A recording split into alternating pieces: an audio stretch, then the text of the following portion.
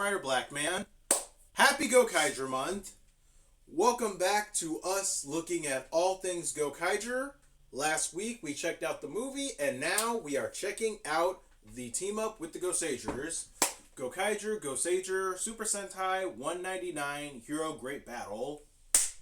So, this is, I want to say it's the third anniversary movie to also be a team up.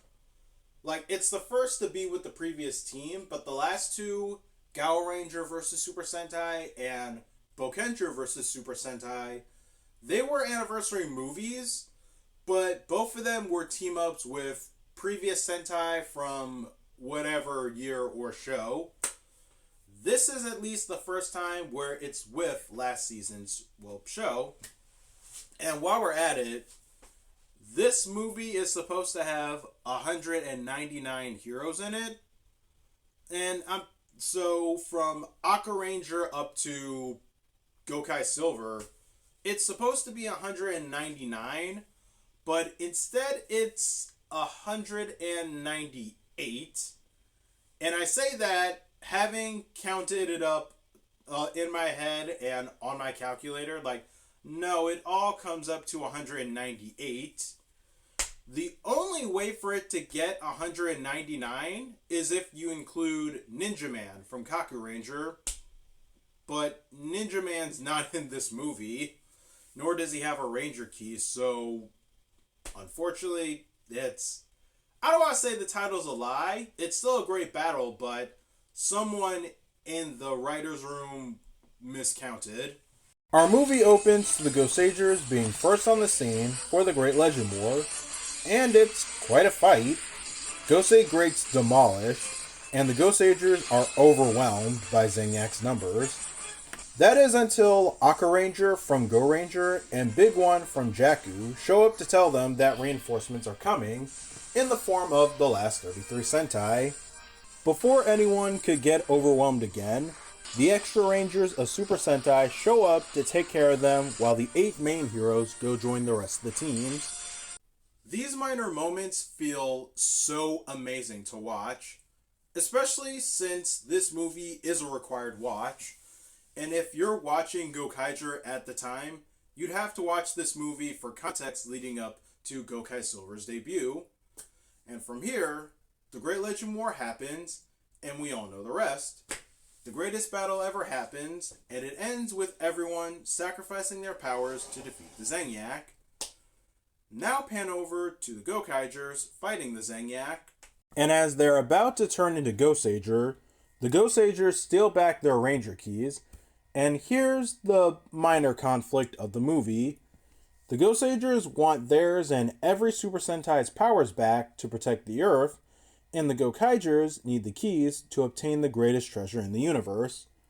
So the two teams fight about it. And as the animosity between the Gokaigers and the Goseigers continues, Alita manages to steal back Gosei Knight's Ranger key, as without his powers, Gosei Knight reverts to the Groundion header, except, small. And now, the bigger conflict of the movie takes center stage, as our main villain for the movie is the Black Cross Army King, the supreme leader of the Black Cross Army, and the very first main antagonist that aimed to take over the Earth and was defeated by the Go Rangers. How he managed to revive himself 3.5 decades later? He apparently resurrected himself through the grudges of those Super Sentai have defeated to form an alliance with the Zenyak. And saying that out loud makes me wonder, what is God if there's no heaven or hell? The Black Cross King steals the Ranger keys to use them for something later, and then revives 3 previous villains from previous Sentai. And said villains are Baragia from last season, Goseiger's final boss, one of the Hades gods from Magiranger, I forgot their name, and the final boss from Gokaiger, Yogoshima Cretin. I pronounced it right.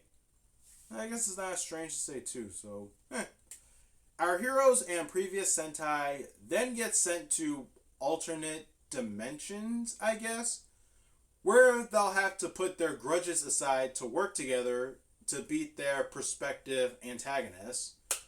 So, in one world, which I guess is based off of the Endo period, I guess, but it's actually a movie set, Joe and Luca have to team up with Agari and Monet to beat Yoko Shimakriten as he's directing a movie of their defeat.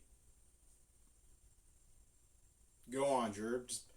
In another world where I don't even know where, like, it's Dawn and Ayam to team up with Hyde and Eri to beat the Hades god. And in one place, it's like some not a complex, but center, I guess, of some kind.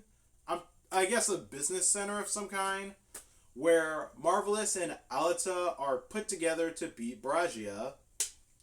And I'll say this, the pair-ups that they have are pretty spot on, because it matches them, I don't want to say it matches them in personality, but I guess style-wise, to say the least. Like, Monet and Luca, they apparently, well, they always seem to copy each other, but because of that, they are able to, I guess, work together.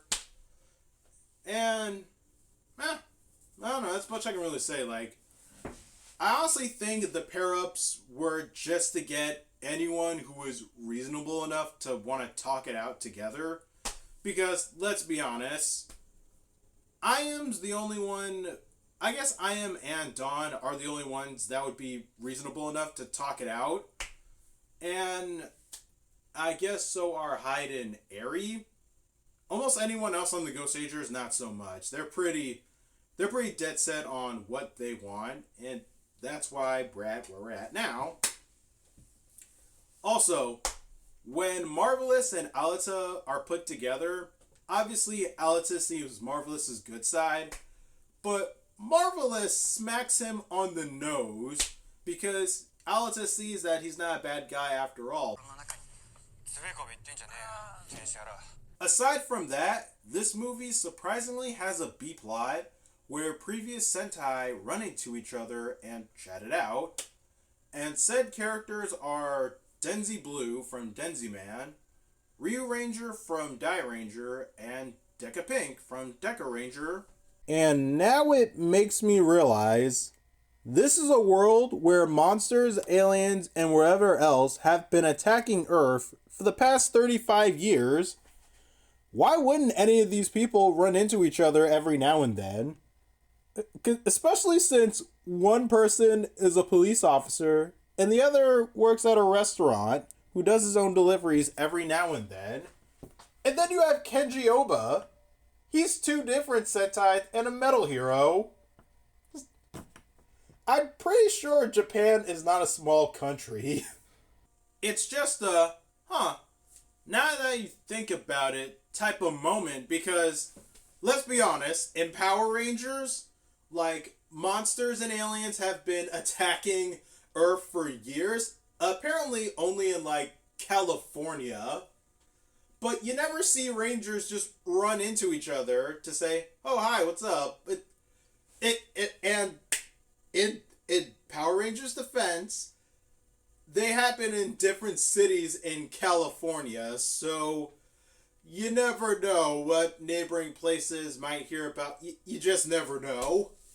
It's just something that occurred to me like, well, in that case, why don't, like, that just occurred to me. Anywho, the B-plot's just about a guy who lost his job and just so happened to run into a Sentai reunion. This scene actually hits a lot more now, knowing some BTS info. Around the time this movie was being shot, the 2011 Tohoku earthquake happened and devastated half of the country.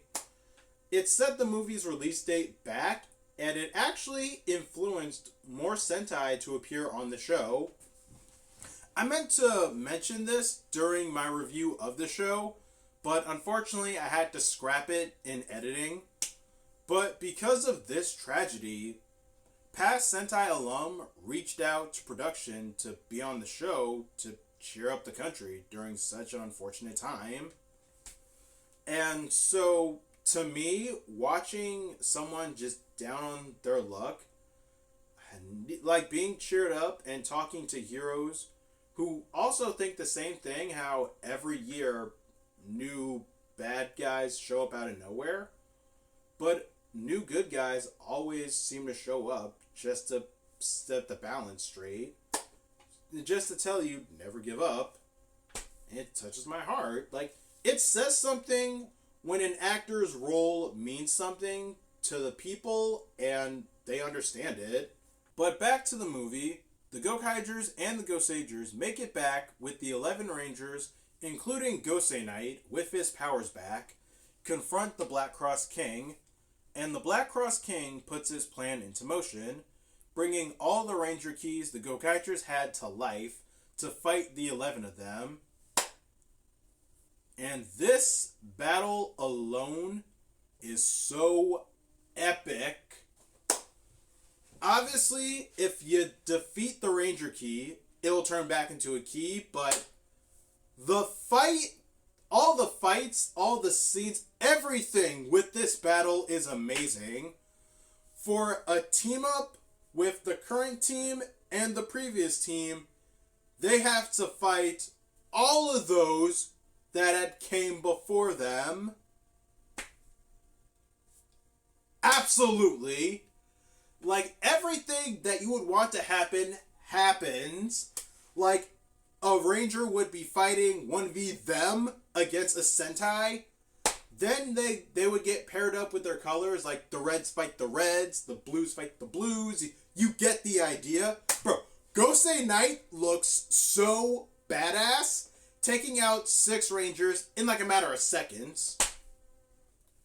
But like, bro, it's so lit. I swear, 2011 was the year of iconic battles, because you have anytime Bosco utilizes the Ranger keys in the show, the final episode, and then you have this. It's just too lit. And so, as the Rangers manage to reclaim the Ranger keys back, the Black Cross King finally fights himself, growing giant and eventually evolving into a Colossus form. But to ensure their victory, the Gokaigers and the Goseigers get congratulated by previous Sentai, thanking them for carrying on their late legacy. This is also when the Gokaigers gain the grand powers of Bokenger, Go-Onger, Denziman, Die-Ranger, Turbo Ranger, Bioman, Dynaman, Golgo 5, Jakku, and especially Go-Ranger. So with all of Super Sentai's powers mixed together, they create the Super Sentai Bazooka, and it does nothing. They shoot him, that's it.